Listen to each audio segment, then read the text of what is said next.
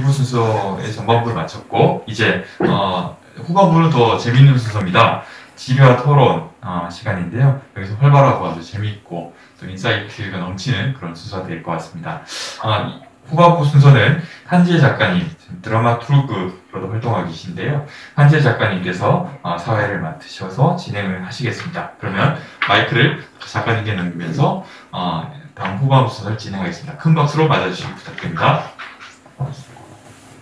네, 안녕하세요. 저는 현지혜고요. 아까 그냥 사물동맹이라는 그 김한배 선생님 기조 발표 중에 사물동맹이라는 그 얘기를 들으면서 어제 봤던 공연이 좀 떠올랐어요. 그래서 좀 재밌었던 게 그러니까 요즘 예술계에서는 그 포스트 휴먼 거의 열풍인 수준으로 되게 많은 작업들이 이제 사물이나 어떤 기술 관련해서 이루어지고 있는데 어제 봤던 공연 한 장면에서 어떤 그 파란 색깔 그 양동이가 하늘에서 막 내려오더니 그 중간에 그 퍼포머들이 그걸로 축구를 같은 것을 하더라고요. 그래서 축구를 하고 있는데 되게 재밌었던 게 사람들이 이걸 가지고 노는 것인지 아니면 이 파란 그 바구니 파란 양동이가 사람들을 갖고 노는 것인지 정말 이렇게 서로 더불어서 무언가를 하고 있는 그런 모습이 되게 흥미로웠고 또 하나 또 재밌었던 거는 그 이후에 그 아티스트 토크를 가졌었거든요. 참여한 아티스트들이. 근데 재밌는 게 질문하는 사람도 그렇고 대답하는 사람도 그렇고 뭐 이런 대사치였어요. 그래서 그걸 보면서 제가 여기 진행을 이제 맡은 어떤 부담을 조금 덜었는데 그냥 뭔가 이 자리에서 떠오르는 대로 뭔가 이런 것들 이런 어떤 머뭇거리는 어떤 것들을 허용하면서 가면 좋을 것 같고 되게 유창하게 말씀해 주실 분들도 한번 같이 그냥 일부러라도 이런 식으로 섞어서 말을 해보면 어떨까? 뭐 이런 생각도 들기는 했어요. 이 진행을 제안받았을 때 강금실 대표님이 하셨던 말씀 중에 좀 인상에 남았던 게 그 지구와 사람이라는 모임을 소개할 때 생태대를 탐색하는 모임이라고 이렇게 이야기를 하다가 최근에 생태대를 지향하는 모임으로 이제 이렇게 말을 바꿨다고 하더라고요.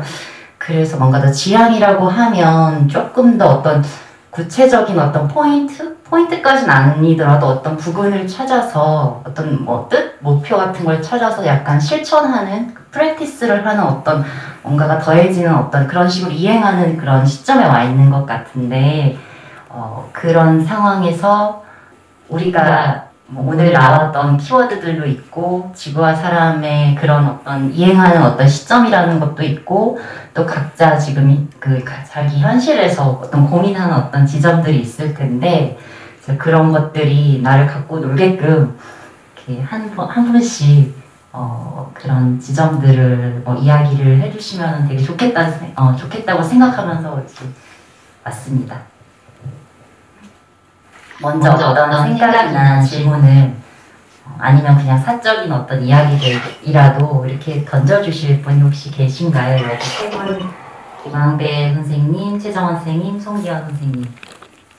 저와 김한배 선생님은 너무나 여러 번 이 컨퍼런스에 출연을 해왔기 때문에 많은 분들이 식상하실 거라고 생각이 들고 그 다음에 오늘 이 부제가 새로운 세대와의 대화 이렇게 되어 있는 걸로 알고 있어요. 그래서 여기서 새로운 세대랑 여기 옆에 있는 최정원 씨와 최정원 군과 옆에 있는 현지혜 선생님 이 두 분인 것 같아요. 그래서 이 두 분의 신선한 생각을 저희의 오래된 별로 재미없는 생각과 더불어 들어보는 그런 시간으로 진행을 하는 것이 제가 좋을 것 같은 생각이 드는데 저는 사실은 별로 할 얘기가 없는데 그러니까 제가 솔직히 저는 김한배 선생님이 발표자료를 미리 아침에 보내주셨어요. 오늘 아침에 일찍 열어가지고 그거를 쭉 보니까 그때 느낀 생각은 아, 김한배 선생님 머릿속도 내 머릿속만큼 정리가 안 되고 계시구나. 이런 느낌이었어요, 사실은. 그래서, 아, 도대체 이 정리가 되지 않은 머릿속을 가지고 우리가 무슨 얘기를 할 수 있을까. 그런 생각을 하면서 왔는데, 이제 그 신선한 세대의 그 생각을 듣기 위해서 제가 사실, 이거를 뭐 4차 산업혁명이라고 많이 우리가 직면하고 있는 변화를 얘기를 하시는데 저는 이 4차 산업혁명이라는 얘기를 별로 좋아하지는 않아요. 왜냐하면 이게 모든 변화의 근원이 산업에 있다는 것 같은 생각을 하게 하잖아요. 4차, 우리가 기존에 그 근대를 살아오고 우리가 거기서 그 부산물로 많은 혜택을 누리는 게 산업의 영향이 되게 컸는데 이 미래도 다 산업에 의존하는 변화인가? 그렇기 때문에 그렇지 않았으면 좋겠다는 생각 때문에 저는 이 4차라는 얘기를 쓰는 거를 산업혁명이라는 얘기를 쓰는 것은 굉장히 저어가 되는데 어쨌든 우리가 21세기 들어가면서 저는 어떤 느낌을 받냐면 문명의 대전환이 일어나고 있는 시기에 내가 이 지구에 잠깐 머물다 가는구나 이런 생각을 하는데 이 문명의 대전환을 머리가 정리가 안 되잖아요. 그래서 그 크게 저 나름대로 한 4가지 정도로 정리를 해보았어요. 그래서 첫 번째가 가장 큰 특징이 뭐냐면 이제 근대의 특징이 모든 경계를 만드는 거였던 것 같아요. 그러니까 인간과 인간이 아닌 것, 뭐 국가의 경계도 그때 생긴 거고. 그래서 그런 모든 경계들이 굉장히 많이 생겨났는데 결국 새로운 문명은 이 모든 경계가 허물어지는 그런 이제 문명으로 가고 있는 것 같은 생각이 들어요. 그래서 이 경계의 소멸인데 그 경계에서 가장 이제 극심한 그 경계라고 얘기되었던 생물과 생물이 아닌 것, 그러니까 인간이 아니라 생물과 생물이 아닌 것의 경계가 되게 모호해지는 시점에 있고 이것이 이제 저는 생명과학을 공부하는 사람이기 때문에 이게 굉장히 저한테 큰 도전으로 느껴지고요. 그 다음에 이제 심지어는 근대의 가장 큰 싸움의 원인이었던 인간의 인간의 그 소유를 어떻게 결정할 것이냐의 문제가 있는데 이런 소유의 이제 경계가 굉장히 극명해지는 게 근대의 특징이었다면 앞으로의 새로운 문명은 이제 사유에서 공유를 받는 쪽, 그러니까 소유의 개념이 되게 바뀌는 그런 세상인 것 같고, 그 다음에 이제 그러니까 이게 국경은 굉장히 대표적인 경계인데, 경계에서 국경이 사라지는 거, 그 다음에 이제 산업과 연구, 이건 되게 좀 지역적인 문제지만, 산업이라는 것과 연구라는 것이 분리되어 있었는데, 산업과 연구의 경계가 허물어지고 있거든요, 지금. 그 다음에 이제 물론 학문 간의 경계는 이미 오래전부터 허물어지기 시작했죠. 그래서 이런 모든 경계 소멸이 우리가 가고 있는 방향이 아닌가 그런 생각이 들고 또 하나는 이제 우리가 제가 이제 한 20여 년 전에 처음 학교에 왔을 때 가장 큰 주제는 세계화였어요. 그래서 저는 세계화가 너무 싫었는데 이제 그 세계화가 끝나고 이제 다시 로컬라이제이션이 되는 그런 문명으로 가고 있는 것 같아요. 로컬라이즈가 되지 않으면 우리가 직면한 여러 문제들을 해결하기가 어려운 상황이고 그 다음에 제일 큰 변화 중에 하나는 생산 단위가 변화하는 것 같은 것을 제가 얘기해요. 그러니까 생산 단위가 근데 특징이 이제 자본주의를 통한 대량 생산이었는데 이제는 이 대량 생산에서 다시 아까 로컬라이제이션이 되는 거와 마찬가지로 그 개인 맞춤형 아니면 필요에 의해서 소규모로 맞춤형으로 생산하는 식으로 생산이 변화되고 있는 것을 느끼겠고 그 다음에 이제 제가 생명과학 하는 사람으로서 가장 크게 느끼는 거는 생산의 수단이 이전에는 공장이었다면 이게 이제 세포로 전환되고 있는 그런 이제 상황으로 가고 있는 것 같아요. 그래서 생산 단위가 변화하는 거.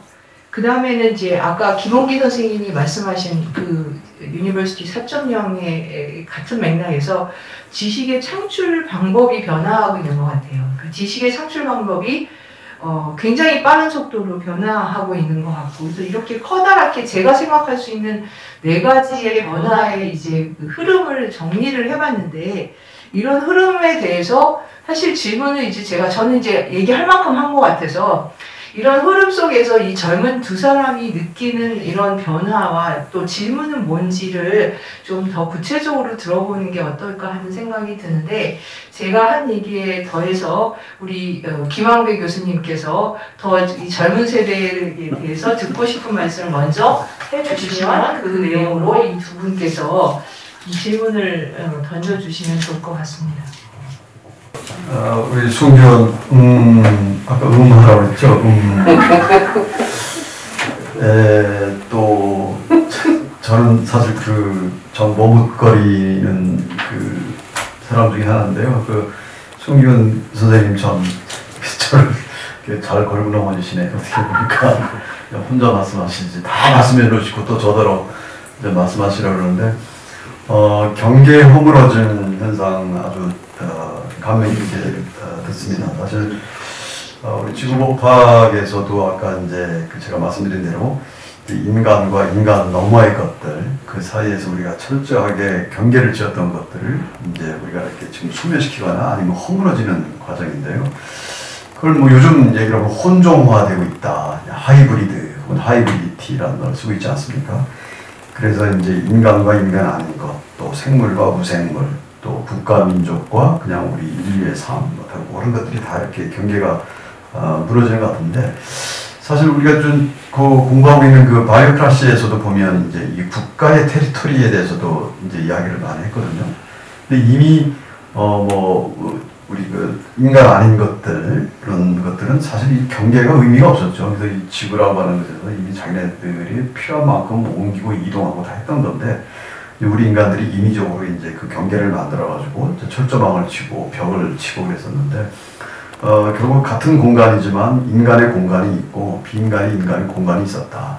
그런 것들을 우리가 다시 한번 성찰을 이제 해보자는 이제 그런 요즘 최근에 이제 자기 반성이랄까요? 뭐 그런 이제 이야기들이 나오고 있는 거죠. 그래서 어쨌든 가장 큰 현상들이 어떻게 보면 이 경계를 허무는 것. 그렇지만 경계를 허물어도 각 존재자들의 어떤 질적인 속성, 차이, 이제 이런 것들은 또 여전히 존재하면서 그것들을 어떻게 존중하면서 그야말로 사물동맹을 맺느냐. 이제 이게 앞으로 큰 우리의 과제일 것 같습니다. 그러니까 예를 들어서 인간과 인간 아닌 것의 소통의 문제라든가 인간과 인간 아닌 것들의 공생의 문제를 다룰 때 구체적으로 전략적으로 어떻게 해야 되는가, 이제 이런 문제점을 여전히 갖고 있는 거죠. 사실 이 나뚜르라고 하는 철학자가 이제 우리는 근대인인 적이 없었다. 사실 애초부터 우리는 사실 경계를 짓고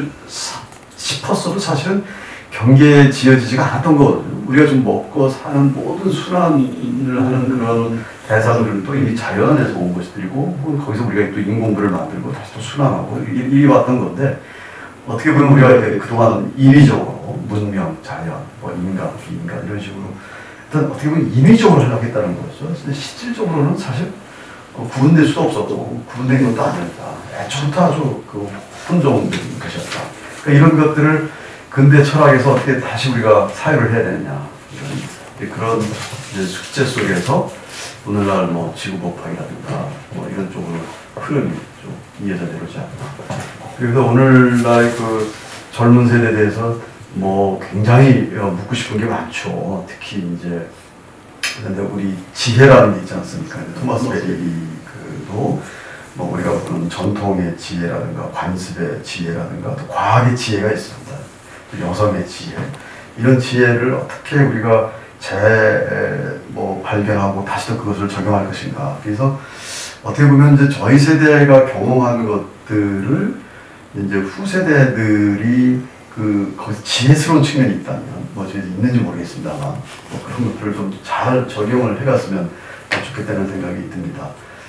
저도 또 마이크를 잡으면 또 한없이 또 말이 또 주저리 나오기 때문에, 아까 정리도 안 된 걸 발표했다고 소개해주는. 아니, 정리가 안 된 걸 발표했다니. 그러니까. 머리가 정리가 안 돼. 저처럼 복잡하시구나. 아니, 복잡하다는 게는 정리가 안 됐다는 얘기를 정리도 안 됐으면서 어떻게 발표를 그렇게 할 수 있느냐라는 칭찬이고 들리는데, 어쨌든 정리가 안 되는 겁니다. 우리가 점점 사실 굉장히 복잡해지고 정리를 할 수가 없는 거를 지금 억지로 정리를 좀 해보려고 하는 몸부림에 지나지 않는데, 근데 우리 젊은 친구들은 어떻게 정리하고 사는지 좀 더 듣고 싶습니다. 사실 네, 저도 정리가 잘 안 됩니다. 아니 정리가 안 되는 게 당연한 네, 사실 젊은 세대들은 그렇기 때문에 이제 뭐가 굉장히 불편한지를 얘기해 주는 게 좋을 것 같아요. 네네. 그래서 저도 사실 잘 정리가 안 되고 아까 처음 보자마자 이제 현재 작가님이랑 이렇게 얘기를 하다가 이렇게 서로 비슷한 얘기를 하게 됐어요. 저희 다 사실 오늘 무슨 얘기 해야 될지 잘 모르겠고 왜 왔는지도 사실 잘 모르겠다 이런 얘기를 했는데 이제 먼저 그렇게 말씀을 해주셨어요. 그래서 제가 저도 잘 몰라요. 근데 그냥 그저 그냥 각자의 관점에서 이야기하는 것이 아니겠느냐, 바라보는 것이 아니겠느냐 이렇게 이제 말씀을 드렸어요. 그래서 이게 지금 생태계라는 게 사실 굉장히 큰 논의이고 굉장히 복잡한 거고 그러다 보니까 이제 결국은 이렇게 각자의 관점들을 우리가 모아서 정말 지혜를 찾아낼 수밖에 없는데 이제 그러려면 이제 아까 송경 교수님이 말씀하신 것처럼 지금 이제 산업과 연구의 경계가 허물어지고 학문 간 경계가 점점 허물어진다라고 말씀을 하셨는데 근데 이제 계속 그래서 지식 창출 정보의 변화에 대해서 실제로 다들 관심이 많아요. 뭐 학제 간 연구도 그렇고 아니면 뭐 요즘 이제 제가 공부한 과학기술 정책 같은 경우에 이제 R&D를 얘기를 하더라도 예전에는 R&D의 산출이 어떤 지식이거나 새로운 지식이거나 새로운 기술이거나 그랬는데 뭐 요즘은 뭐 미션 중심 R&D, 뭐 우리나라에서는 요즘 가령 사회 문제 해결형 R&D라고 해서 R&D의 목적이 어떤 문제를 해결하는 게 이제 그렇게 이제 목표가 설정이 되거든요. 그렇게 되면 이게 단순히 산업 간 협력이나 뭐 섹터 간 협력을 그렇죠. 한 기업이나 한 팀이 하는 게 아니라 산업 간 협력, 섹터 간 협력을 필요로 하고 이게 단순히 기술 개발뿐만이 아니라 이제 그거에 맞는 어떤 제도적인 혹은 정책적인 지원이 같이 전략적으로 따라붙어야 하는 건데 이걸 우리가 어떤 식으로 사실 설계할 수 있을지 아직 정말 답이 없는 것 같아요. 그러니까 산업 연구나 아니면 뭐 학문과 경계가 허물어진다고 우리는 말은 많이 하지만 사실 교수님들이 저보다 훨씬 잘 아시겠지만 같은 과 교수님들끼리도 대화가 잘 안 통하는 경우가 되게 많으실 것 같아요. 그러니까 저도 대학 와서 사실 되게 놀랐던 게 옆방 연구실만 가도 완전히 다른 걸 얘기하는구나. 다른 걸 서로 읽었고 그래서 말이 좀 잘 안 통한다. 그래서 어떤 한 분이 되게 냉소적으로 얘기를 하는 게 다른 사람들이 뭔가를 가져오면 흥미로워요. 근데 속으로는 근데 it's not my business 이렇게 이제까지 생각을 한다는 네, 그러니까 그런 거죠. 그러니까 왜냐면 이 세계관이 되게 다르기 때문에 그런 것 같아요. 그래서 저는 사실 이 모임으로 처음 이제 이끌어주신 게 결국 송기원 교수님인데 제가 2014년 군대 철수가 때를 했을 때 토마스 베리의 위대한 과업을 한번 읽어보라고 선물을 해주셨어요. 그래서 그거를 읽고 이제 16년도 토마스 베리 스터디를 하시고 근데 이제 그런 과정에서 저는 좀 되게 답답하더라고요. 그러니까 너무 다 큰 얘기만 하고 맞는 얘기만 하시는데 되게 어떻게 보면 현재 세태에 미뤄봤을 때 굉장히 극단적인 변화를 요구하는 논의이고 근데 세상은 그렇게 한 번에 극단적으로 변하지 않고 근데 이게 뭔가 양립할 수 없는 세계관이라는 얘기만 나오고 우리가 어떻게 여기에 이제 여기로 이 전환을 이해할 것인가에 대한 구체적인 고민들 이런 것들은 좀 사실 많이 좀 느끼지 못했어요. 그 스터디하면서 그런 패트리하고이라는 이상사를 사실 많이 받았었는데요.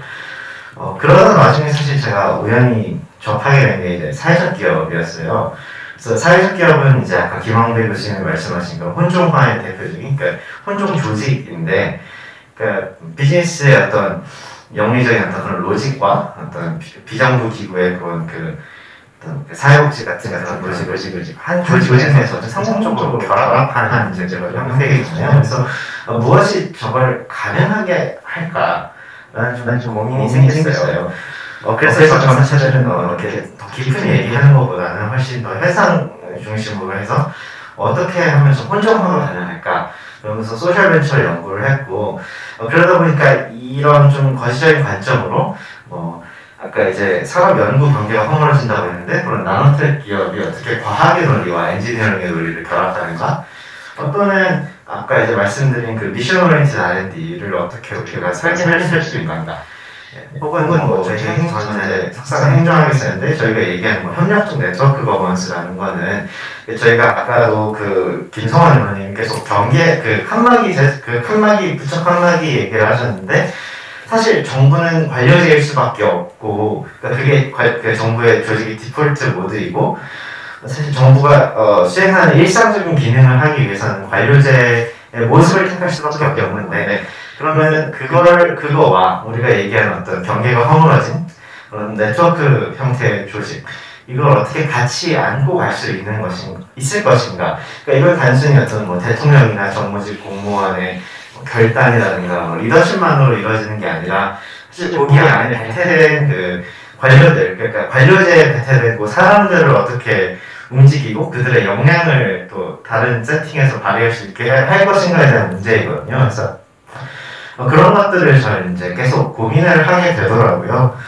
근데 이제 이 분야도 사실 아직 연구가 많이들 하시지만 아직 좀 만족스러울 만한 그런 답은 없는 것 같아요. 그래서 저는 앞으로도 계속 이런 방향으로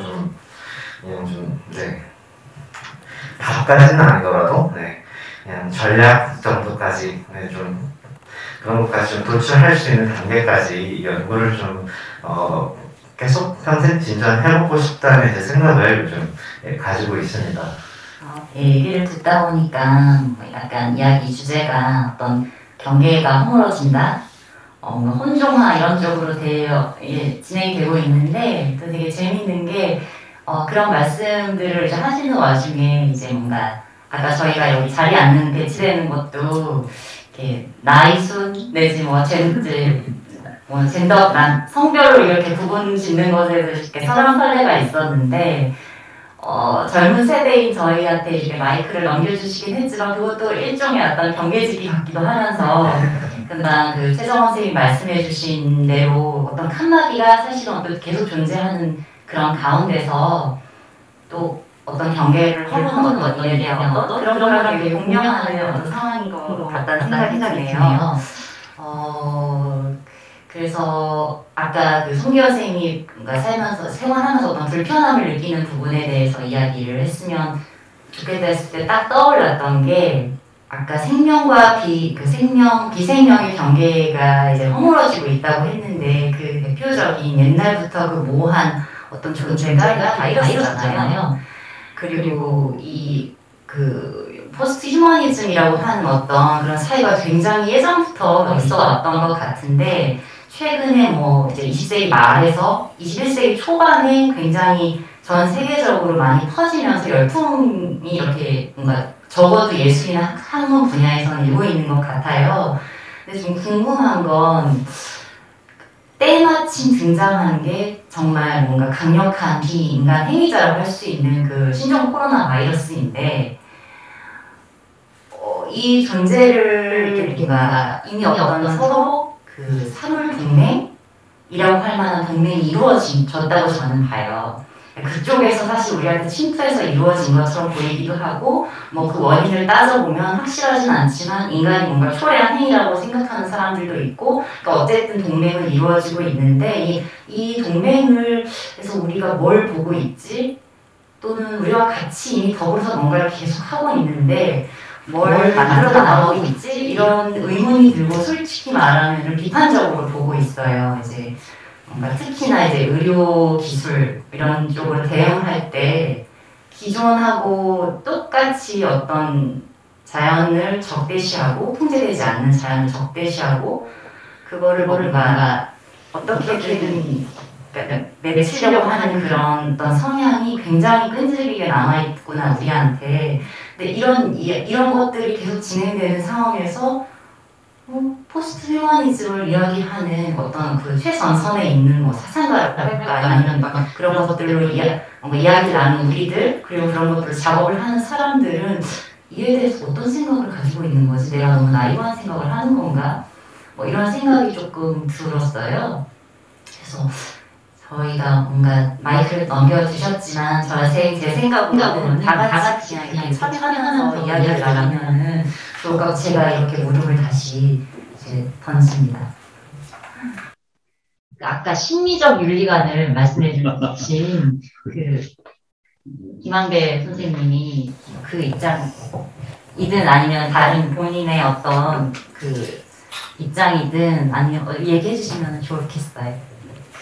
저희들이 공교롭게도 이제 그 위드라는 말을 쓰고 있잖아요. 이제 위드 코로나 함께 한다는 아주 좋은 얘기인데 사실은 좋을 것도 없으면서 지금 부득이 우리가 위드라는 말을 쓰고 있다는 말이죠. 그러면서 저희 사회학자 중에 이제 그 서울대 사회학과에 있는 김홍준 교수가 이제 비말의 사회학이다 이런 표현을 썼습니다. 그러니까 비말이 튀지 않는 그 거리. 그러니까 이제까지 사회적 거리와 물리적 거리 이제 이런 것들이 이제까지 우리가 사회적이라고 생각했던 인간 중심적 사회에서 이제 그걸 좀 넘어서는 이제 그런 사회를 할 필요가 있다라고 하는 또 이제 그런 상징적 의미가 있는 건데요.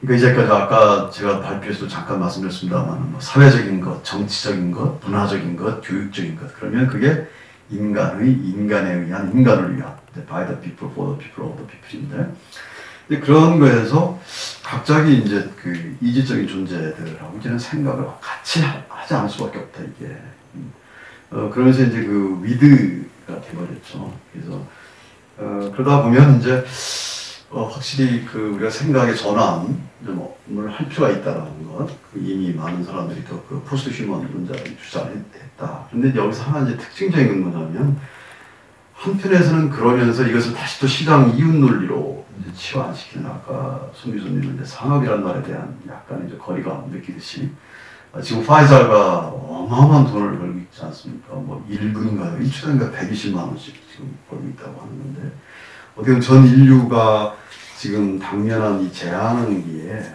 오히려 이제 그 소위 초국적 기업이라고 할 수 있는 이 신약 개발 기업에서는 정말 또 어떻게 어마무시할 정도로 지금 돈을 또 벌고 있는 거죠. 그래서 어떤 우리 생명이라든가 뭐 자연이라든가 어떤 여러 가지들을 여전히 어떤 자본주의의 이윤 논리를 종속화시키는 여전히 이제 그런 불편한 이제 그 사건들이 여전히 진행되고 있는 거죠. 그래서 어떻게 보면 코로나19 사태를 통해서 우리에게 어떤 불평등의 문제라든가 뭐 또 새로운 어떤 형태의 뭐 억압구조라고 할까요? 뭐 여러 가지 배제 또 이런 어떤 고전적인 그 문제들을 다시 또 이제 부각시키는 이제 그런 계기가 됐는데요. 다만 이제 포스트 휴먼론자들은 따라서 과학기술이 그렇게 발달하는 것에 대해서는 굉장히 경계를 하면서, 그러니까 과학기술이 발달해가지고 시장의 이윤 논리로, 그래서 특히 의료지식 같은 것이 우리 생체라고 그러죠. 우리 생체를 통해서 뭐 개념 프로젝트를 통해가지고 그것이 또 다시 시장화되고 뭐 신약을 개발하고 하는 그런 기술이 아닌 또 우리가 또 그 아까 했던 사이보그 같은 형태 어쩌면 우리 인간의 뭐 자유로운 이상적인 초월적 역량을 조금 더 높이 불러일으키게 하는 그래서 어떻게 보면 뭐 탄소 제로 같은 것도 새로운 과학 기술이 필요한 거고요. 토마스 베리 같은 경우에도 과학을 아직 적대시하는 것이 아니라 과학으로 어떻게 지혜가 있다. 그걸 우리가 받아들이는 것처럼 그런 기술을 이용하는 인간들 그런 어떤 이상향을 주장하는 것 같습니다. 그러니까 어떻게 보면 좀 뭐 불편한 점도 있고 뭐 그러니까 음성적인 측면도 있고 뭐 그렇습니다만 그걸 우리 인간들이 어떻게 잘 성찰해가지고 이제 새롭게 개발해냈냐. 한 말씀만 더 드리면 그 포스트 휴먼론자 중에 아까 제가 소개해드린 이제 그 해러웨이라고 하는 사람인데 이분은 그 사이보그 그 선언을 했죠. 이제 선언하면서 어쩌면 우리가 새롭게 만드는 이 과학 지식이 그동안에 뭐 남성 중심의, 백인 중심의, 또 뭐 중산층 중심의 어떤 이런 어떤 그 뭐랄까 하나의 그런 파워를 독점하고 있는 그런 기득 세력의 권한으로부터 우리가 벗어날 수 있는 계기가 될 수 있을 것이다. 그 유명한 말 중에 하나가 가족을 만들지 말고 친족을 만들자 이런 얘기를 하거든요. 그러니까 더 이상 뭐 우리가 뭐 옛날 고전적인 생활 방식 결혼해서 애 낳고 지금 인구가 110억 정도가 되는데 21세기 말이 되면 또 뭐 애를 낳고 뭐 이러지 말고 그냥 우리가 있는 사람들끼리 입양도 하고 또 그냥 공동체를 만들고 그런 친족을 만들자. 가족이 아니라 이런 데 선언을 가자고 하는데 어쨌든 저는 우리 다음 세대가 좀 더 획기적이고 좀 더 전환적이고 뭐 그런 선언 또 그런 또 패러다임 그런 걸 갖기를 바랍니다. 뭐 제가 너무 무겁게 말하는 것 같은데. 지금 줌에 계신 분들 중에서도 이제 지구법 관련해서 공부하시는 분들이 있는데 그 외에 계속 같은 얘기인 것 같은데요. 그 강의 권리, 뭐 산의 권리 그리고 생물의 권리, 그러니까 생명체들의 권리들을 이야기하는데 예를 들면 바이러스라는 어떤 존재는 어떤 권리, 그러니까 그런 권리를 생각할 수 있는 걸까? 그러니까 그런 궁금증이 좀 드는데 뭐 그거랑 관련해서 어떤 종들은 살릴 것이고 살려야 하며 어떤 종들은 그냥 뭐 죽게 할 것인지 이런 것들을 결정하는 그게 또 인간들이 하는 일인 것이라 좀 그 두 부분에 관해서 혹시 이야기를 해주실 분이 있으면 네. 이동준 선생님. 예, 반갑습니다. 어떻게 보면은 사람 기준에서, 모든 잣대를 들이대고, 쌓아온 것이 인간의 문명이라고 본다면, 지금 코로나19 사태를 맞이해서, 바이러스의 입장에서도 볼 수가 있을 것 같아요. 시점의 전환이 좀 필요할 것 같은데, 데모크라시라는 것도 결국에는 그 데모스라는 어떤 물적 기반을 가진 어떤 지역의 로컬 단위의 어떤 지역에서 형성된 주민을 이제 귀족 중심의 그런 정치 체제에서 데모스 중심의 이제 지배 체제로 바꾼다는 의미인데 그런 부분들을 이제 바이오크라시로 바꾼다는 것은 인간 중심이 아니라 그 범위와 경계를 더 넓혀서 모든 생명들을 논의하는 자리에 초대한다는 의미가 있잖아요.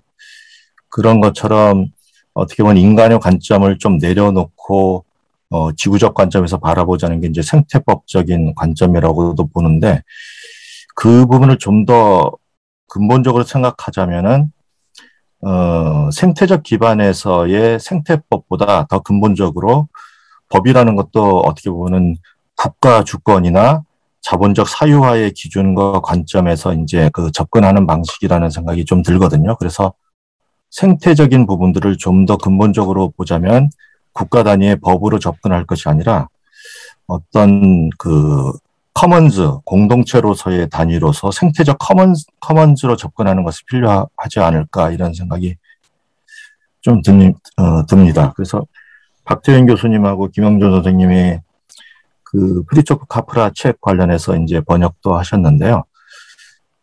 커먼즈적인 접근들이 좀 필요할 것 같다는 생각이 듭니다. 1월 초에 이 포럼에서 또 이제 안서름 선생님이 또 초청되고 있는 것 같은데요. 어떻게 보면은 김홍기 교수님이 얘기하신 것에서도 공유 지식으로서의 플랫폼 얘기를 하셨는데 과연 플랫폼이 지식 공유 어떤 쉐어링 한다는 그런 의미보다는 좀 더 지식 커먼즈로서의 역할로서 좀 더 생태적인 접근을 할 필요가 있지 않는가. 그래서 플랫폼에 입각한 공유 지식 시스템보다는 대학이라는 것이 좀 더 그 경계를 허물어서 대학과 대학 아닌 것 아니면 대학에서 공부하는 지식층과 지식층 아닌 사람과 이제 구분하는 것이 아니라 모든 인간들을 지식의 영역 속으로 초대한다는 의미에서 지식을 어떤 공유 커먼즈로 좀 보는 입장이 필요하지 않을까 이런 생각을 했습니다. 그래서 사회자님께서 말씀하신 것처럼 우리가 근본적으로 어떤 생태적 기반에서 한다는 부분들은 우리 기준이 아니라 그동안 우리 인간이 독식하고 취했던 것들을 좀 덜어낸다는 의미라고 할까요? 동학에서 보자면 그것을 이제 유무상자라는 표현을 했는데요. 그 내게 있는 부분들은 이제 덜어내고 꺼내놓는다는 뜻인데, 지구의 모든 자원들과 자본들, 보이지 않는 보이는 모든 것들이 인간의 생활 속에 다 소비되고 인간의 지식 속에 다 들어와 있잖아요. 이제 이런 부분들을 하나씩 어떻게 덜어낼 것인가의 방법을 좀 추구해 나갈 필요가 있다는 생각을 좀 했습니다. 예. 고맙습니다. 덜어내기의 방법론으로서 사실은 지구와 사람이라서 제가 이런 얘기를 해볼 수 있었던 것 같아요. 요즘에는 너무 민감한 얘기라서 뭐 백신 테스트 같은 거 입장 차이가 너무 크고 약간 짜증나는 어떤 대화가 그렇게 진행되기도 하더라고요. 그래서 한번 이렇게 그냥 이게 뭔가 옳다 그르다 이런 걸 떠나서 한 번쯤 상상해보고 뭐 이런 일들이 그냥 저는 예술 작업을 하면 되게 가벼운 마음으로 수다 떨듯이 그렇게 얘기를 하다가 어떤 아이디어들이 나오고 실행이 되고 이러는 경우가 되게 많아서 뭐 약간 용기를 내서 오늘 뛰어봤습니다.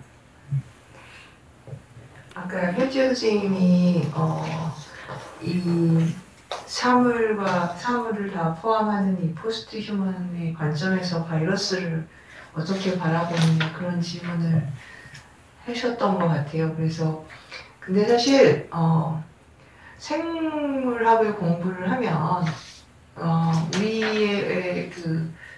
우리의 몸속에 있는 우리의 정보, 인간을 만드는 인간의 정보 안에 그걸 보통 유전체나 지nom이다 이렇게 얘기를 하는데 정보 전체에서 실제 우리가 살아가는 데 쓰는 유전자는 한 1%가 조금 넘습니다. 근데 그 진화 과정에서 인간 안으로 들어왔던 바이러스는 8% 정도의 정보예요. 그러니까 바이러스가 없었으면 인간이라는 존재가 진화해서 여기까지 올 수 없었던 거죠.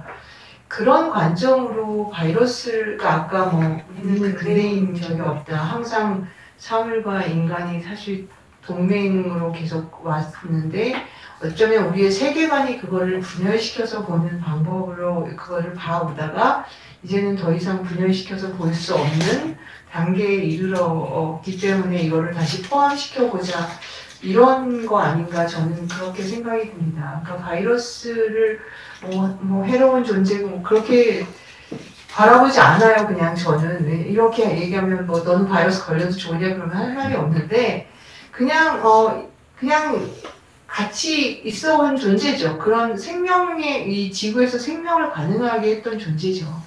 처음에 아마 생명이 생기기 시작한 것도 그런 형태에서부터 가능했을 거라는 생각이 들고 그래서 그냥 그것을 그냥 되게 그냥 바라보는 것이 되게 중요하지 않을까 그런 막연한 생각을 하는데 이런 생각을 하면 아까 정원이가 얘기한 것처럼 이 어이없는 두 개의 세계관이 합쳐질 수 없는 갭처럼 자꾸 느껴지고 그래서 아마 젊은 친구들이 재미가 더 없어지는 걸 수도 있어요. 어떤 당위가 있고 현재의 세계관이 있는데 그 세계관 사이에는 사다리가 없고 그런데 여기서는 이쪽을 주장하고 저기서는 이쪽을 주장하고 그래서 이 두 개의 세계관이 어떻게 가까이 갈 수 있을까 사실은 그런 것들이 아마 젊은 세대가 갖고 있는 고민이기도 하고 또 저는 개인적으로는 제가 갖고 있는 고민이에요. 그러니까 뭐 사물과 사물 인간 동맹 그러니까 그렇게 얘기하지 않더라도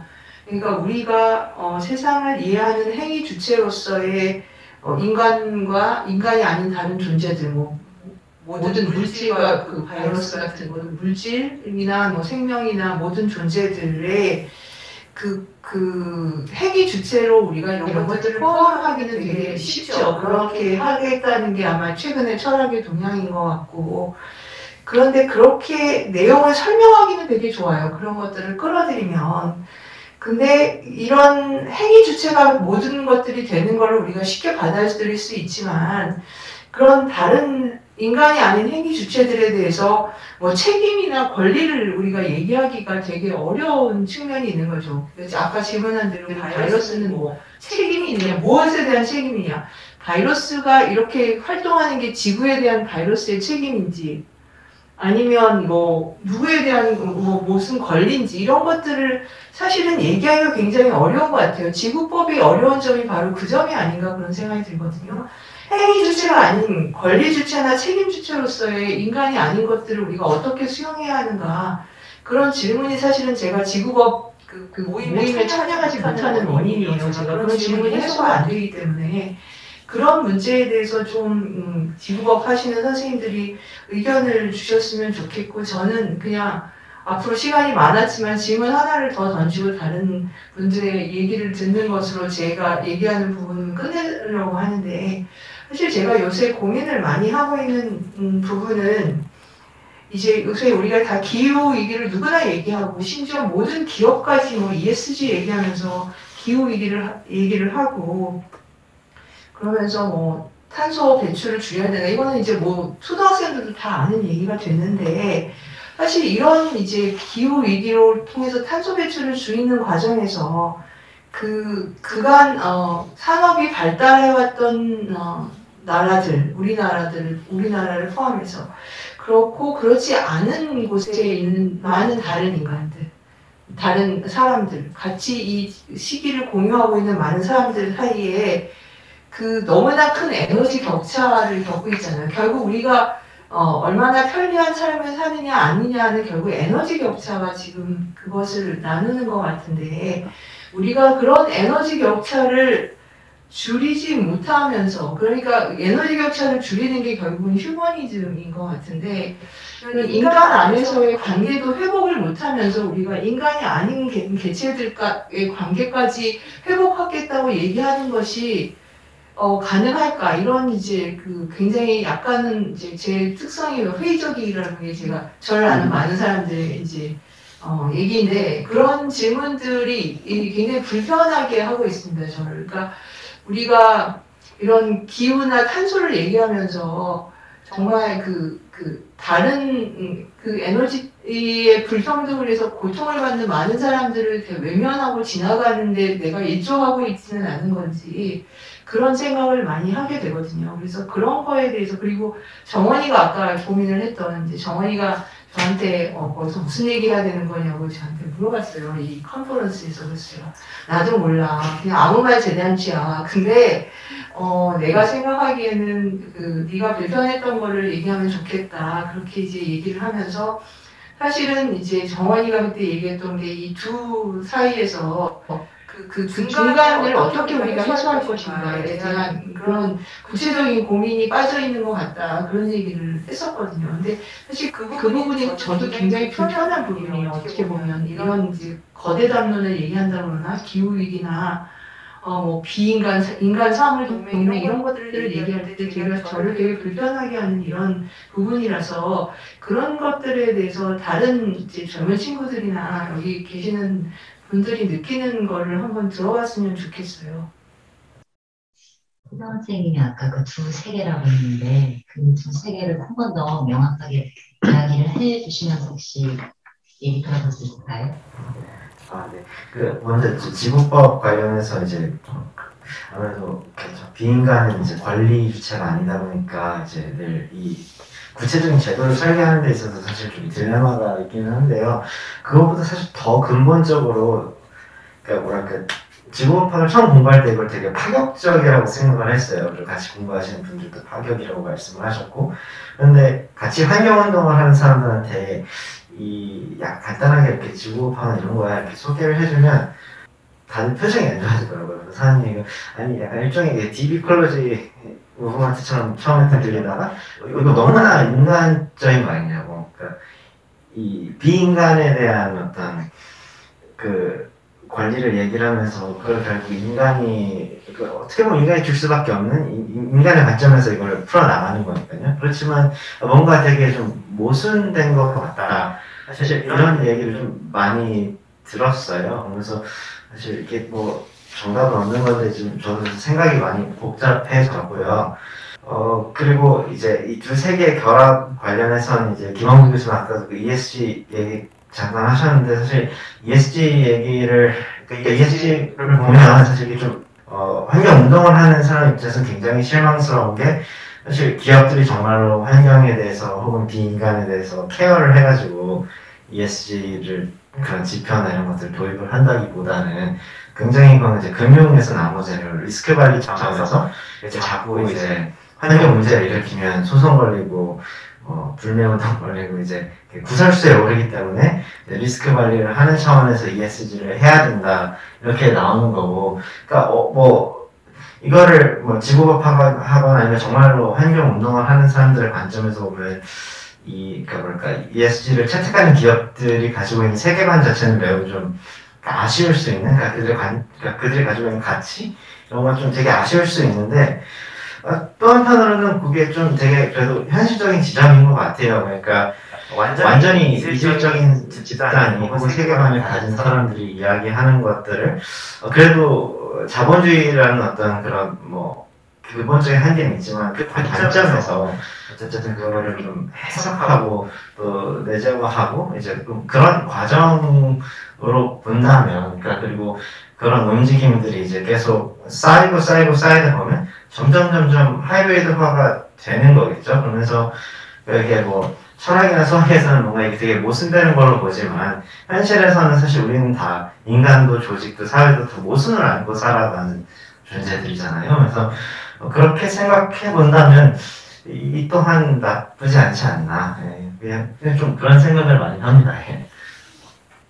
그래도 약간 이렇게 공적인 자리에서 되게 솔직한 이야기들을 해주셔서 저도 조금 더 솔직하게 얘기를 해보면 그 인간 넘어 포스트 휴먼 비인간 이런 얘기들을 되게 많이 하는데 그 용어 사용에 저는 조금 조심스럽고 이제 많이 안 쓰는 편인데 그런 책들을 읽을 때는 괜찮더라고요. 왜냐면 어떻게 보면 그 사람들은 정말 그것을 자신의 어떤 일로 삼고 굉장히 오랫동안 진지하게 고민을 한 사람들이 쓴 이야기라서 이렇게 걸림이 없는데, 그 말이라는 게 되게 상용화되면서 갖게 되는 그런 뭔가가 또 하나가 있고, 또 하나는 오히려 그런 식으로 이야기를 하면서 자의식이 굉장히 강화된다고 그럴까?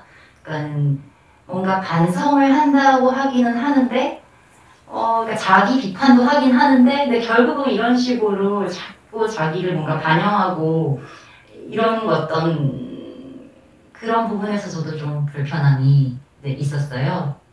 그래서 이 진행을 할 때도 그런 부분 때문에 또 좀 많이 긴장이 되기도 했고, 제가 궁금한 게 지구와 사람 계기라기보다는 지구와 사람에 이렇게 계속해서 학술 모임도 갖고 공부도 하고 이렇게 컨퍼런스도 하고 이런 활동들을 하고 계시잖아요. 저는 이제 참여하는 입장에서 좀 궁금하더라고요. 이 모임에 왜 계신지.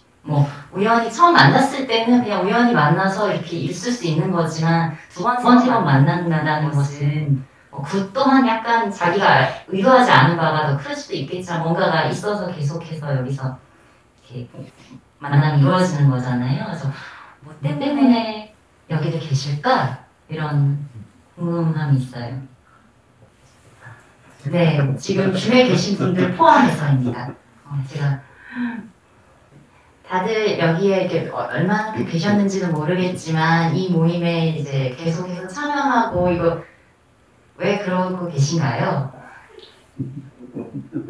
궁금해.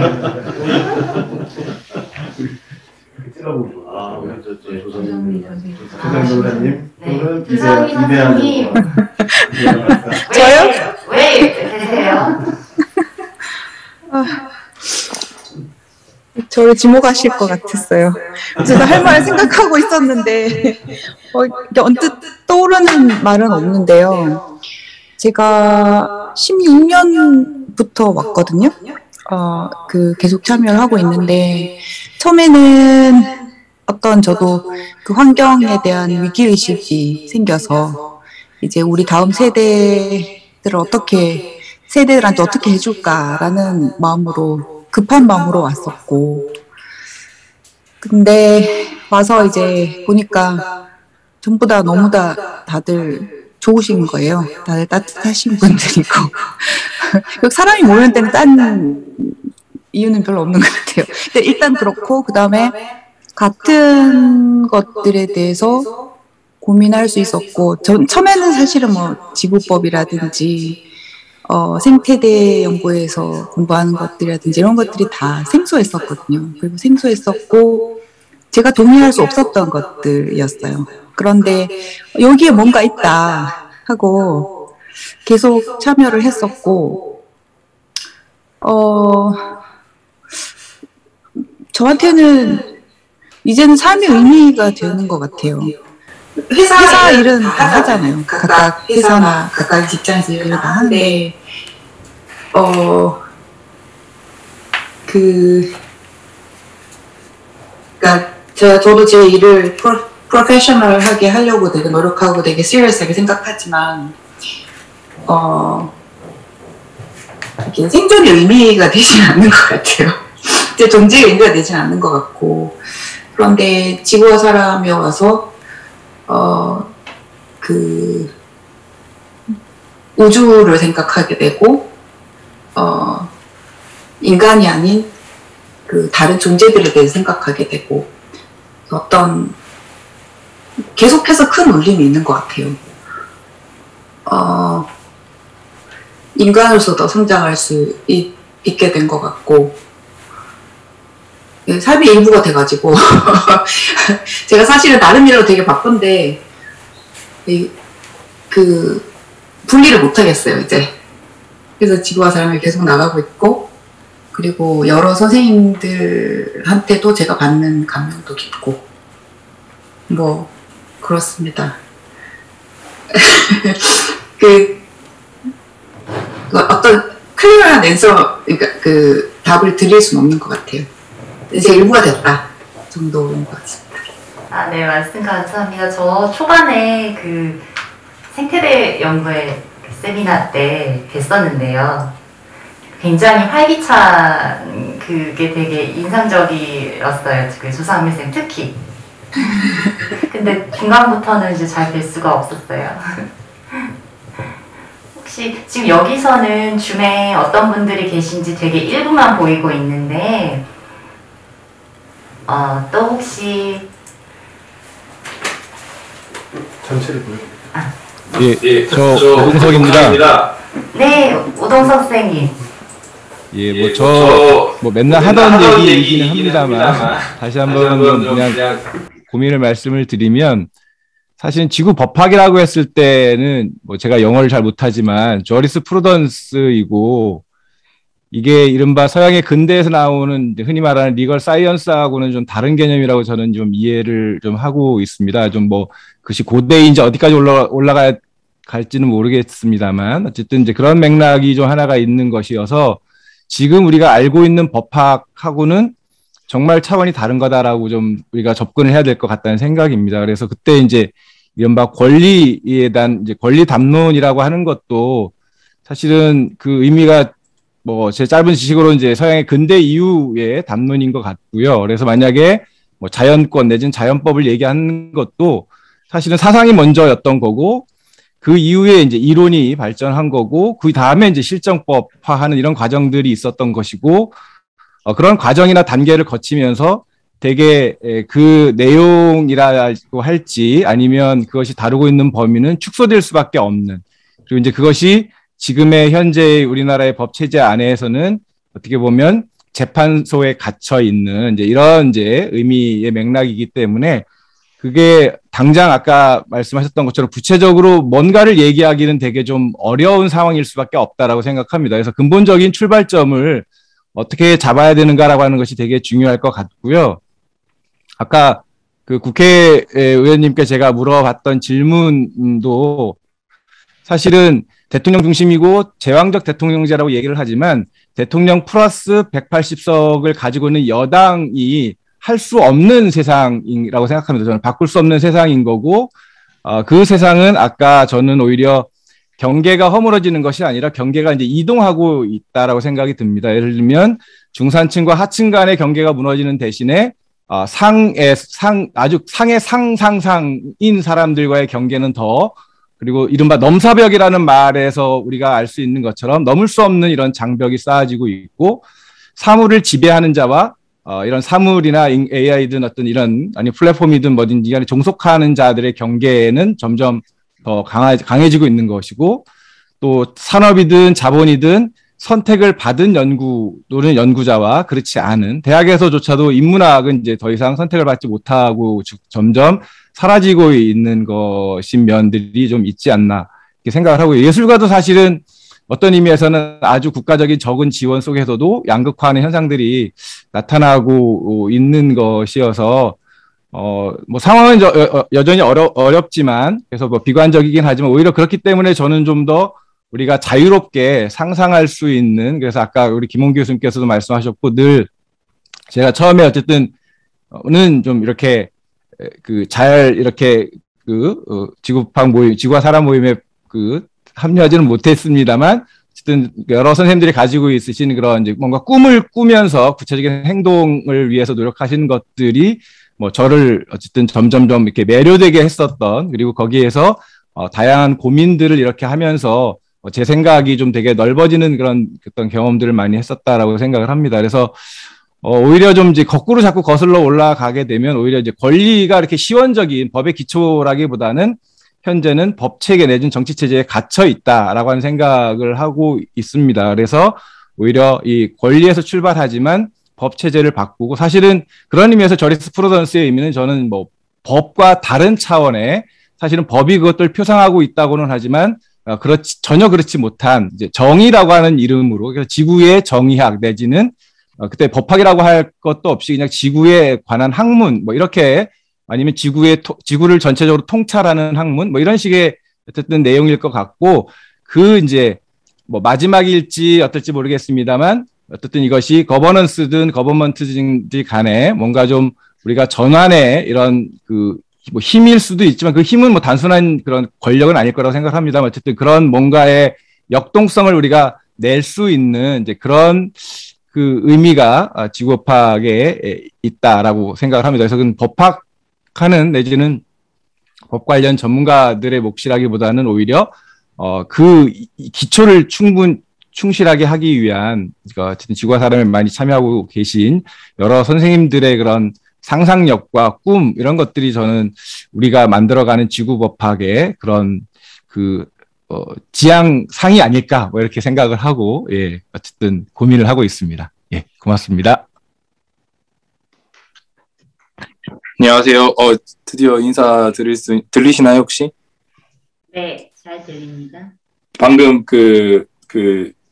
오동생 선생님께서 말씀하신 저도 무슨 얘기를 해야 될까 생각하다가 되게 비슷한 얘기를 하시는 거를 듣고 조금 깜짝 놀랐는데 저는 지금 여기 스위스에서 초파리를 연구하기 시작하면서 초파리를 조금 다시 보게 되고 많이 생각을 하는데요.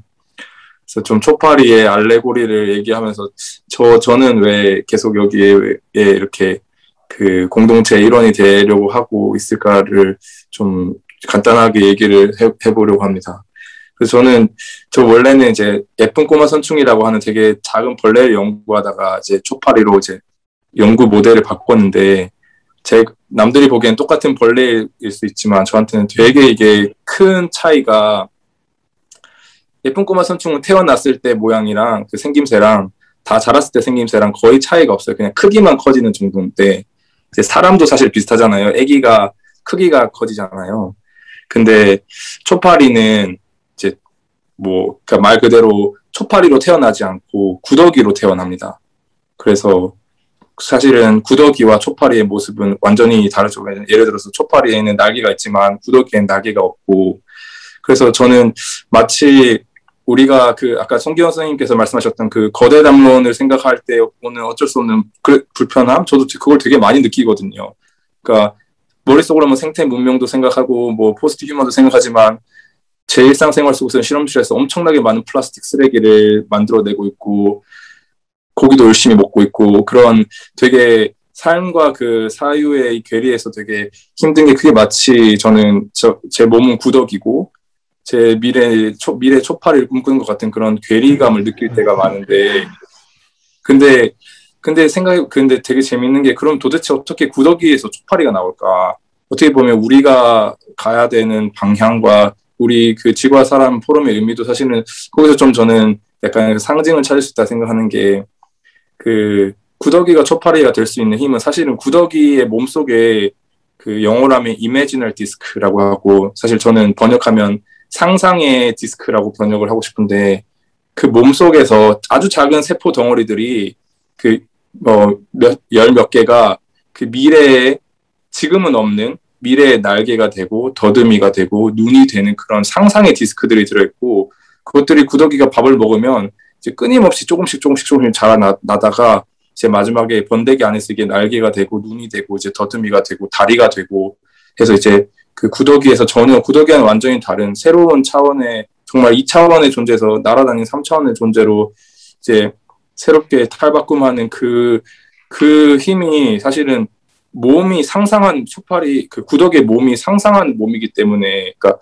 자신에게 없던 것 부재한 것을 상상하는 몸이기 때문에 그것이 되는데 저는 제가 지구와 사람 공동체를 사랑하는 이유가 결국은 우리는 지금 구더기 몸으로 살아가고 있지만 앞으로 초파리가 되기 위해 필요한 그 상상의 디스크를 키우는 작업이 뭐 지구법이 되고 생태법이 되고 이게 사실 그 초파리를 그 애벌레를 해부해 보면 되게 보잘것없거든요. 그 상상의 디스크들이 그냥 세포 뭉치예요. 그냥 거기서 사실 날개를 찾아보기 힘든데 결국은 그렇게 된 것들이 끊임없이 그 오랜 시간 동안 이거를 조심스럽게 구더기가 키워내서 그 당시에는 구더기의 몸에 이게는 정말 쓸모없는 세포 덩어리지만 아낌없이 자원을 투자해서 그거를 날개를 만들어내서 새로운 초파리로 거듭나는 게 저는 그 이 공동체가 하고 있는 역할, 상상의 디스크, 지적인 상상의 디스크를 키워내고 있는 것이 이 지구와 사람의 존재의 의미이자 제가 참여하는 이유라고 생각하고 앞으로도 더 사랑하고자 합니다. 네, 감사합니다.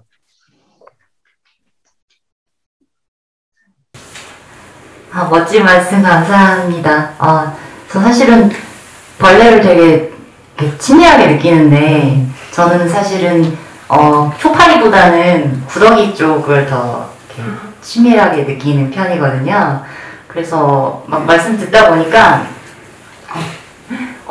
그게 구더기를 잘 살아내야 또 초파리가 되는 거잖아요. 그래서 그 구더기라는 게 약간 뭔가를 분해하고 그러니까 뭔가 시체 더미 위에 이렇게 있는 그런 이미지고 사실 실제로 본 적도 있지만 자세히 관찰한 적은 없고 이거 지식으로 아는 거긴 한데 저는 그냥 갑자기 드는 생각은 저는 이야기에 좀 관심이 많고 그 이야기라는 것 때문에 토마스 베리의 그 지구의 꿈에서 이야기를 되게 강조하잖아요. 저는 그게 연결고리가 돼서 이 지구와 사람을 이렇게 만나게 됐거든요. 근데 이제 그 어떤 분해 이야기에 저는 조금 관심이 있어서 만들려고도 하고 제 작업으로도 이렇게 생각하고 있는 중인데 기본적으로 예술이나 학문이 저는 좀 요즘 많이 회의가 드는 게 너무 생산을 이렇게 뭘 한다는 그 행위 자체가 되게 생산이라는 생각이 들어요. 뭔가 단문을 만들고 더 좋은 것, 더 나은 이야기들을 만들고 작업을 만들고 이런 것들이 저는 그냥 그 토마스 벨 읽으면서 인간이 가지고 있는 그 진보 이야기 이렇게 있잖아요. 그게 꼭 어떤 우리와 동떨어진 진보가 아니라 내가 그냥 개인적인 한 사람으로서 뭔가를 계속 성장하고 싶은 이게 되게 본능 같기도 하면서도 본능 플러스 알파가 있는 것 같거든요. 그래서 그런 거에 치우친 이런 상황에서 어떤 분해되는 것, 어떤 땅바닥에 있고 썩어서 문드러지고 더럽고 냄새나는 것 이런 것들에 좀 관심이 있고 그걸 대상으로 관심을 가지는 것과 동시에 뭔가를 분해하는 식으로 어떤 활동이 일어나는 게 어떤 걸까? 뭐 이런 정도의 생각을 계속 이렇게 더 뭔가 진전되지는 않는데 그런 생각이 되게 요즘 많이 들어서 그 지구와 사람에서의 어떤 활동에도 그 방법론까지는 못해도 어떤 분해에 관련된 어떤 뭐 과학책이든 어떤 이야기들을 조금 같이 언젠가는 공부해보면 좋겠다 뭐 이런 생각이 또 드네요. 그래서 사실은 송기현 선생님이 되게 저는 오늘 처음 이야기를 나누어 봤는데 되게 시니컬한 모습이 또 인상적이어서 시니컬하신데도 불구하고 왜 여기에 계신지가 저 사실은 제일 궁금하고요. 아니 여기 김하월 선생님 머뭇거리시는 김학배 선생님 먼저 얘기하시죠. 저는 아까 저는 근데 김학배 선생님은 자주 그러니까 제가 진행을 하다 보니까 제가 자주 좀 뵌 분이시라 약간 알게 모르게 전해지는 어떤 것들이 있었어요. 근데 선생님은 정말 궁금해요. 예, 시니컬한 사람이 이 모임에 나와있냐. 아니, 제가 이 모임에 남아있는 게 아니라 제일 처음부터 아마 같이 시작했던 것 같아요. 그 이유가 너무 얘기할 사람이 없었던 것 같아요. 이런 얘기를. 그때 아마 강 변호사님이 이 모임을 시작할 때가 우리가 14년이었던 걸. 14년이었나요? 15년이었나요? 하여튼 그 전에도 공부 모임을 계속 했었었는데, 2014년에도 이제 제가 그냥 너무 단순하게 제가 여기에 왔던 이유는, 이런 얘기를 하는 사람이 없는 거예요. 제가 과학 커뮤니티에 속해 있는데, 과학 커뮤니티에서는 이런 얘기를 공유할 수 있는 사람이 없었어요. 그러니까, 그때만 해도 지구에 대해서 얘기하는 사람은 없었고, 그리고, 이런 문제들, 내가 생명과학이 이렇게 발전하면서 가져오는 이런 인간의 변화 이런 것들에 대해서 고민이 이제 많이 생겼는데 이런 거를 공유할 집단이 없었기 때문에 여기 나서 어떤 답을 찾으려는 게 아니라 어떤 질문의 공유가 되게 필요했던 것 같아요. 그래서 질문의 공유를 할 수 있는 사람들이 또 있는 것이 저의 시니컬함을 계속 유지하면서도 시니컬하면서도 계속 살아갈 수 있는 그런 힘이 되기 때문에 그래서 계속 하게 됐던 것 같아요. 그리고 이렇게 질문을 공유할 수 있는 사람도 없고 또 질문이 계속 공유되려면은 이제 공부를 계속 해야 되는데 제가 밖에서는 제가 이제 밖에서는 주로 논문을 읽고 뭐 학생들 논문을 고치고 아니면 프로포절을 쓰고 이런 일을 하기 때문에 이런 공부를 할 여유가 없어요. 그래서 혼자서 공부를 하는 게 되게 힘들더라고요. 그래서 같이 공부를 해야지 공부를 할 수가 있기 때문에 그래서 아마 저는 제가 여기에 있는 이유가 그거 같습니다. 제가 엄청 시니컬하게 보였나 봐요. 생각보다.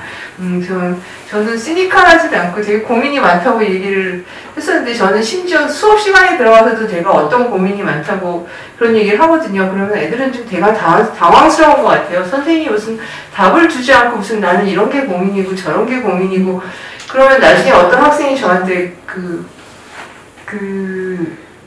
학기가 끝나고 이제 가면서 이렇게 카드에다 쪽지를 적어주는데,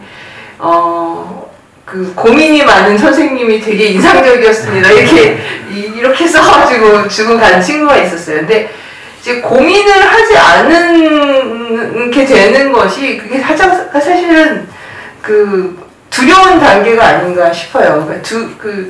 고민하지 않는다는 거는 리플렉션 하지 않는다는 거고, 이제 자기 성찰이 되기 시작하면 다 고민이 생기는 거잖아요. 그래서 고민을 공유하는 집단이 되게 필요한 것 같아요, 저는. 예. 제가 시니컬하다고 말씀드린 게 그 부분인 것 같아요. 왜냐하면 그 고민이 되게 뭐라고 해야 되지? 피부에 맞닿은 고민으로 이렇게 이야기를 통해서 되게 느껴져서 그 부분이 되게 인상적이었고 저로서는 고민이 되게 많은데 또 이런 자리에서는 그 고민이 갑자기 사라져버리는 이런 일들이 너무 비일비재하거든요. 그래서 그냥 어떤 긴장 때문에 그러니까 긴장이 되지 않으면 평소에 생각하고 이런 것들이 나에 되게 맞닿아있는 것들이 이렇게 나오는데 좀 사람마다 좀 다르긴 하더라고요. 늘 그 긴장도가 비슷한 사람이 있고 그 격차가 많은 사람일 경우에는 그러니까 뭔가 그런 것들이 이제 뭔가 고민이든 어떤 생각이든 공유가 잘 안 된다는 경우가 좀 있는 것 같아요. 일단 제가 그렇고 그래서 저 같은 경우는 아직도 계속 긴장이 되고 저는 일을 끝나고 나서 이제 다 처음에 이제 만나는 자리인데 그래서인지 또 좀 긴장이 되고 그런 상황이었습니다. 김학배 선생님은 왜 지구화사랑에 계신가요? 이제는 명료함을 요구하는 시대에서 사실 명료함이라는 것이 존재하는가에 대한 근본적인 회의가 있고 또 명료하게 이야기를 과연 해야 하는가라고는 이제 그런 결국 이제 나이가 들었기 때문에 아마 지금 숙명적인 질문 같아요. 아까 우리 젊은 친구 최정원. 네, 최정원. 그러니까 굉장히 모순적이다. ESG 같은 것도 다 모순이고 따지고 보면 다 모순적이다. 그러니까 우리가 그 공부해서 그랬으면 공부할 때도 했지만 있다 없다가 아니라 있기도 하고 없기도 하고 있는 것도 아니고 없는 것도 아니고 이렇게 불교에서 이제 그 질문이잖아요. 그래서 제 삶도 그렇고 이제 이거다 저거다가 아니라 이거이기도 하고 저거이기도 하고 이것이 아니기도 하고 저것이 아닌 것도 아닌 뭐 이런 어떤 굉장히 복잡한 이제 사회 영역인 것 같고 그러다 보니까 아까 그 이제 조파리 연구하신 우리 이리안 박사께서 지난번 우리 본부방에서 발표하실 때도 부재라는 게 없는 게 아니고 없는 것 속에서 영향을 미치는 그 무엇. 그러니까 우리가 과학을 하는 게 마찬가지거든요. 사회과학도 보면 꼭 A는 B다라고 하는 공식을 요구하고 통계적인 확률에 의해서 반드시 어떤 정답을 요구하고 그런데 사실은 우리가 눈에 보이지 않는 것, 관찰되지 않는 것 이런 세계가 어마어마하게 있다는 거죠. 그런 것들이 어떤 형태로든 작동을 하고 있는데 우리는 그냥 눈에 보이는 것, 경험하는 것 이것만 가지고 지식체계를 가지고 이 사회를 움직이려고 했고 문화를 만들려고 했고 그래서 무수히 많은 뭐 사회적인 문제들 뭐 아까도 뭐 죽임의 세계라고 했는데 단순한 죽음이 아닌 뭐 전쟁서부터 기아서부터 불평등서부터 이번에도 뭐 우리가 보면 얼마나 많은 불빛이 그 남반부 북반부가 있으니까 지구온난화 문제 같은 경우에 어떤 사람들은 인류세라고 불러서는 절대로 안 합니다. 이건 자본세다. 자본주의에 특히 이 대기업 중심으로 한 선진국가들이 다 저질러 놓은 일인데 그리고 오늘날 그 문제 해결은 근데 남반부 국가들은 그 질병과 가난 때문에 쓰레기 처리 시설을 제대로 못하고 어떤 시설을 만들 수도 없고 그러니까 그런 부분을 우리가 간과하고 마치 전 인류가 공동 책임이 있는 것처럼 얘기하고 있다. 얼마나 이게 배부른 소리냐. 지금 그런 이제 비판들이 많이 오고 있거든요. 근데 저는 이제 그 지구법은 지구법학이죠. 엄밀히 말하면 이 지구법학적 사유가 그런 인간들의 모순, 인간들이 만들어 놓은 많은 문제점과 함께 이걸 굉장히 다시 성찰하게 하고 무언가를 그래도 회복에 애쓰게 하는 그 사상적 기반이 되는 것 같아요. 내가 이 지구 행성, 그러니까 토대를 고민해보고 여기서 나 아닌 다른 생명까지 고민해본다고 했을 때 정말 평화라는 게 뭐냐, 안녕이라는 게 뭐냐, 생명이라는 게 뭐냐 이런 자기 변화가 저는 개인적인 변화가 아무리 사약책을 많이 읽고 또 철학책을 많이 읽었어도 인간의 세계에서 맴도는 거기 때문에 별로 그렇게 크게 와닿지 않았었어요. 근데 이제 지구법학이라고 아까 오동석 교수님이 잘 설명해 주신 그런 부분을 통해서 오히려 인간 사회를 다시 성찰하게 되는 그런 생각을 갖게 됐고요. 그냥 개인적으로 호모사케르라고 하는 그 벌거벗은 생명이죠. 우리로 말하면 노숙자라든가 배제된 인간들, 인간이면서도 인간 취급을 못 받는 저 그 낙인된 사람들이 있는데 그런 그 호모사케르 책에 대해서 우리 송경 교수님이 한번 여기 가서 특강을 좀 해달라 그래서 하여튼 그것이 인연이 됐는데 들어와서 보니까 하여튼 지구법학이라는 것이 제가 그만 말씀드린 오히려 나의 존재 이런 것들을 더 성찰하게 만드는 굉장히 풍요로운 어떤 그런 그 글과 같은 것이었고 그리고 와서 조직 자체를 보니까 이게 십시일반하는 느슨한 연대 조직이거든요. 제가 늘 꿈꾸던 조직이 그거였어요. 그냥 내가 바쁜데 조금 십시일반하는데 이 느슨한 연대로 뭉쳤는데 그게 나름 어떤 큰 힘을 발휘하는 그런 뭐 어떤 그 매력이 저로 하여금 이렇게 상임 대표까지 모르게 한 것 같습니다. 나갔는데요. 마지막으로 최정원 선생님의 경우는 어떤 연유로 같은 질문 드릴게요. 그리고 아니면은 여기 이제 지구와 사람의 어떤 관심 갖는 어떤 부분이나가 아니면은 같이 뭔가 뭐 생각 같은 걸 같이 뭔가 공유해 볼 수 있는 뭔가가 이렇게 있다면 그런 얘기를 해주셔도 좋을 것 같아요. 네, 저는 사실 여기 그때 온 게 아니라 이제 그때 하다가 이제 좀 흐지부지 하면서 그렇게 됐는데요. 사실 좀 답답함을 느끼면서 좀 들었던 생각이 뭔가 거시적인 변화를 얘기하기보다 그러니까 그 이전에 그러니까 나부터 좀 바뀌어 봐야겠다. 그러니까 나도 내가 못 바꾸는데 어떻게 남한테 이렇게 큰 변화를 하자고 내가 어떻게 설득하지? 이런 생각을 좀 많이 하게 됐어요. 그런데 이제 여기서 만난 이제 최선호 변호사님이 이제 가톨릭 신자이기도 하신데 저희가 이제 저도 신자인데 저희 교회에서 그 생태 사도식 단체라고 해서 하늘땅 물벗이라는 모임을 운영을 해요. 그래서 저희는 이제 뭐 공부하는 그룹들도 있지만 제 그룹은 그런 것보다는 좀 정말로 좀 전환적인 삶을 살아보려고 노력하는 젊은이들이 모인 7명 정도 되는 그룹이거든요. 그래서 그래서 저는 사실 거기서 계속 지금까지 활동을 해오고 있습니다. 18년 정도부터, 한 17년부터죠. 네. 그렇게 해서 이제 그냥 나부터 바뀌자 해서 근데 이제 저도 마찬가지로 늘 쪽팔리도 꿈꾸지만 제 실천은 늘 구더기와 같은 신세를 벗어나지 못하고 있기는 한데 그러면서 그냥 그렇게 그냥 아둥바둥하는 것 같아요. 그리고 그 안에서 그러니까 왜냐면 저는 계속 행정학을 공부를 하고 저는 좀 훨씬 더 이렇게 로우 레벨에서 실천이 가능한 것들을 계속 고민을 하다 보니까 이제 그래서 좀 더 정말로 제 실생활과 좀 밀접하게 연관된 이제 그런 것들을 좀 찾아보게 된 것 같아요. 그리고 제 연구도 그래서 더 작은 조직을 계속 공부를 하게 되고요. 그래서 그래서 다시 좀 이렇게 제안드리고 싶은 거는 그러니까 이렇게 주리스프루던스라고 하셨잖아요. 지구 법학이 아니라 사실 법 철학인데 그거는 일종의 신앙과 같다고 생각을 해요. 왜냐면 어떤 그 법의 토대가 되는 그 전제들을 이야기를 하는 거잖아요.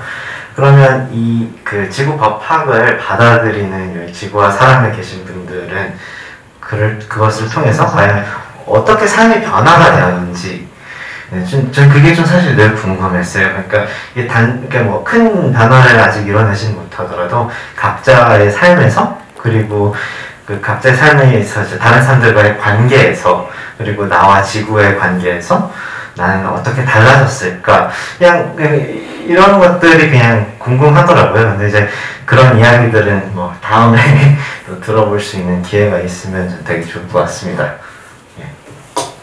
네, 지금 이제까지 이제 나는 5시가 돼서 이쯤에서 마무리하도록 하겠고 아까 그 이대한 선생님이 말씀해주신 이매지너 디스크 다시 화면을 켜주셨는데 뭔가 저희 각각의 그 이매지너 디스크라는 것들이 약간 어떤 작동을 할 수 있는 뭔가 그런 그림을 좀 그려보면서 자리 마감하도록 하겠습니다. 고맙습니다. 마무리 인사를. 맞아. 네.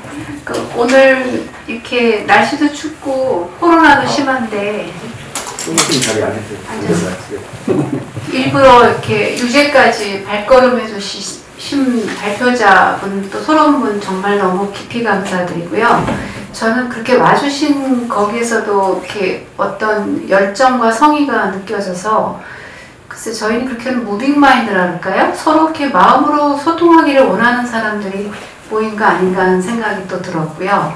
그리고 이렇게 줌으로도 많이 참가해 주셔서 너무 감사드리고 한 분 한 분 좀 말씀할 기회를 드렸어야 되는데 시간 관계상 마치되 특히 이경민 교수님, 한상훈 박사님 감사드립니다. 이렇게 열심히 와주셔서 감사드리고요.